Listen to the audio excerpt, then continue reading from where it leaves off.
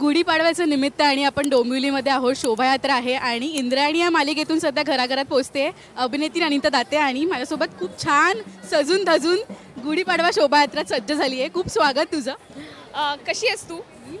मी खूप मजेत आहे कारण आत्ता आपण सगळेजण डोंबिवलीमध्ये आहोत आणि डोंबिवलीमध्ये शोभायात्रा सुरू आहे आणि खूपच कमाल माहोल आहे. तुम्ही बघू शकत असाल तरुण तरुणी सगळेजण छान सजून धजून आलेले आहेत आणि नेहमीच हा उत्साह डोंबिवलीमध्ये असतो. मी दरवर्षी येते इथे आणि फडके रोडवरती तर माहोल असतो, तर त्यामुळे खूपच मजा येते आत्ता. आणि मी आले आहे कलर्स मराठीवरती नवीन मालिका करते आहे. संध्याकाळी 7 वाजता इंद्रायणी ही मालिका लागते आणि त्या मालिकेच्या निमित्ताने आज परत एकदा गुढीपाडव्याचं येणं झालेलं आहे. तुम्हा सगळ्यांना नवीन वर्षाच्या खूप खूप शुभेच्छा सुद्धा. आणि आधी कलाकार या क्षेत्रात यायच्या आधी जेव्हा आपण जातो ना प्रेक्षकांमध्ये म्हणजे शोभायात्रेत, तेव्हा आपण नॉर्मल म्हणून जातो, पण जेव्हा कलाकार म्हणून आपण जातो आणि इतकी सगळी लोक आपल्याला बघायला आली असतात, किती भारावून जायला होतं आणि किती ओव्हरवेल्मिंग फिलिंग असतं.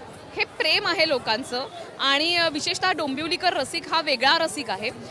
नाटकाच्या निमित्तानं किंवा मालिकेच्या निमित्तानं जेव्हा जेव्हा डोंबिवलीमध्ये येणं होतं एक वेगळ्या पद्धतीची दाद असते. म्हणजे नाटकाचा प्रयोग जरी सुरू असला तरी डोंबिवलीकरांची दाद ही वेगळी असते. याच्यातनंच आपल्याला दिसतं की एक कल्चर आहे इथे, एक संस्कृती आहे नाटक पाहण्याची, गाणी ऐकण्याची आणि या सगळ्यासाठी इथे इतकं पोषक वातावरण आहे.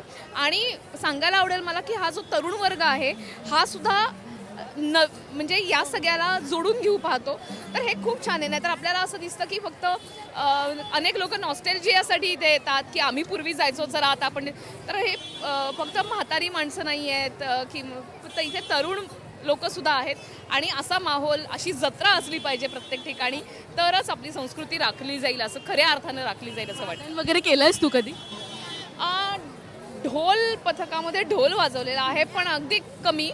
पण मला खूप आवडतं, लेझिम खेळायला आवडतं. त्याच्यानंतर या पद्धतीचं कोणतेही चर्मवाद्य ऐकायला खूप आवडतं. खूप चांगला माहोल तयार करतं या पद्धतीचं. म्हणजे कुठल्याही बेंजोपेक्षा वगैरे कुठल्याही कृत्रिम वाद्यांच्या आवाजापेक्षाही मला ही वाद्य खूप ढोल तशा भयंकर आवडतं. मला असं वाटतं की नवऱ्याची बायको नी जर्नी म्हणजे सगळ्या घराघरात पोचली आणि आत्तासुद्धा तुला बघून राधिका राधिका सगळे ओरडत आहेत. ती त्या कामाची पुण्याई म्हणूया आपण. आणि आत्ता नवीन मालिका आहे, तेच जोश आहे. प्रेक्षकांना मालिकेसाठी अपील काय करशील आणि गुढीपाडव्याच्या काय शुभेच्छा? सर्वप्रथम राजश्री मराठीच्या सर्व प्रेक्षकांना माझ्याकडून गुढीपाडव्याच्या खूप खूप शुभेच्छा. नवीन नववर्षाच्याही खूप खूप शुभेच्छा. माझी नवीन कोरी मालिका 25 मार्चपासून सुरू झालेली आहे कलर्स मराठीवरती संध्याकाळी 7 वाजता इंद्रायणी. ती नक्की बघा, मला खात्री आहे तुम्हा सगळ्यांना खूप आवडेल. Thank you so much.